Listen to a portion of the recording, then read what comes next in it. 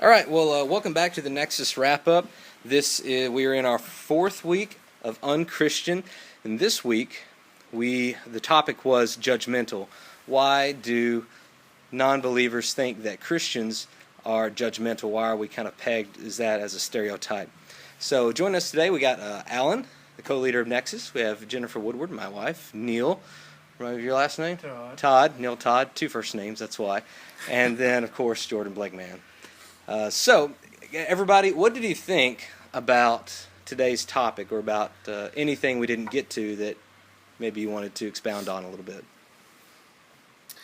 I thought it was a really good topic. It kind of reminds me of, and this might sound a little weird, an old Twilight Zone episode where... It's going to be good.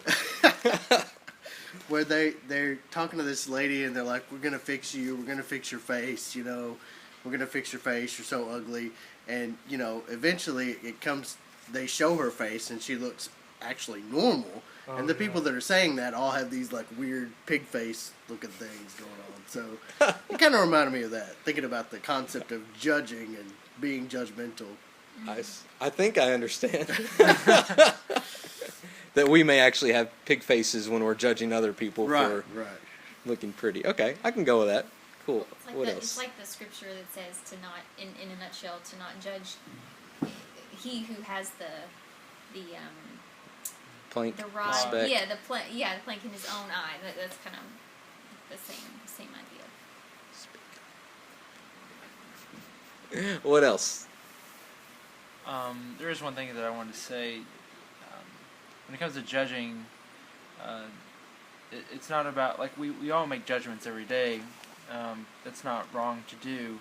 It's our attitude when we judge people. And I think we hit on this today in class. It's the whole love part that sometimes we miss. But, you know, if you go to sit down in a chair, you make a judgment. You're like, it's going to hold me up. And in the same way with people, there are things that are wrong, they're morally wrong, and we have to make those judgments. I mean, if someone kills someone, you're not going to say it's okay. You know, that's bad. They are very bad, okay? And so you have to make that judgment. You just have to temper that with, instead of going to someone saying, you're bad, you're on your own, you're going to say, you're bad, but I'm here to help you get through this.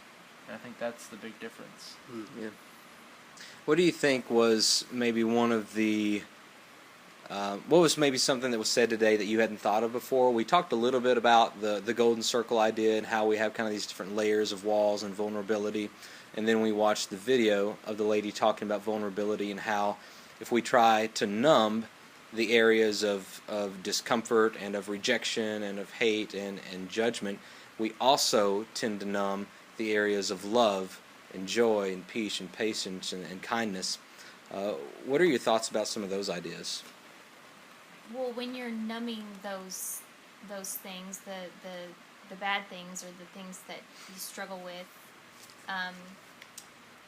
you're choosing to deal with it in a way that's really not of God. You're choosing to pick something worldly, even if it's just going home and just drowning yourself in TV. You know, TV itself is not necessarily a bad thing, but if that's all you do to numb yourself, you're probably not close to God and spending time in the Word and lifting those struggles up in prayer. And so, therefore, the good things in your life and your joy and your love, those things will just naturally be affected and become numb as well. Yep. There's the old saying that you gotta take the bad with the good. And whether it be bad or it be good, it's part of God's plan.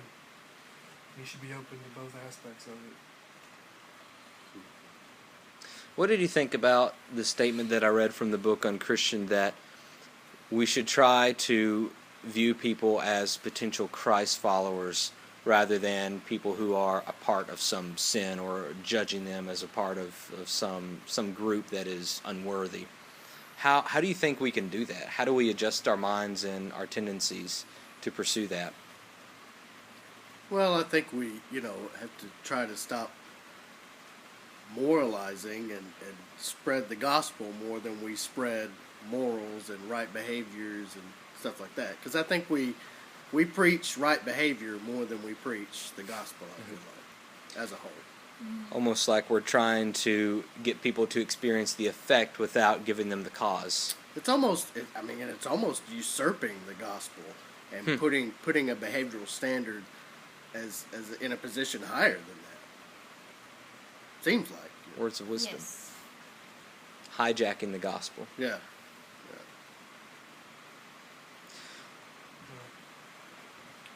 We're all children of God, whether they claim to believe in like your friends, the Norse mythology people and Greek.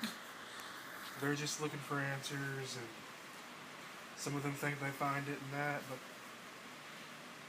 they just haven't had the right opportunity to find it anywhere else yet. Right. In their point of view, anyway. And I think I really believe in kind of what I wrapped up with today in the discussion, that the way we invite them in to experiencing that is really just to spend time with them, not so we can find that great opportunity, well, this proves I'm right, but just so we could get back to their core, get back to that place inside of them of vulnerability, so that we can really show them that we're trustworthy with that place in their life, and that we honestly do care about them, and we don't just want to change their behavior. We want to help change their life for the better. Any closing thoughts? All right, excellent. Well, thank you everybody for joining us for the Nexus Wrap-Up, and we'll be back next week with our last session for UnChristian. Hope you join us there. You're always welcome to come to join us at Nexus at Community Fellowship Baptist Church at 9:45 on Sunday mornings, and we hope to see you soon.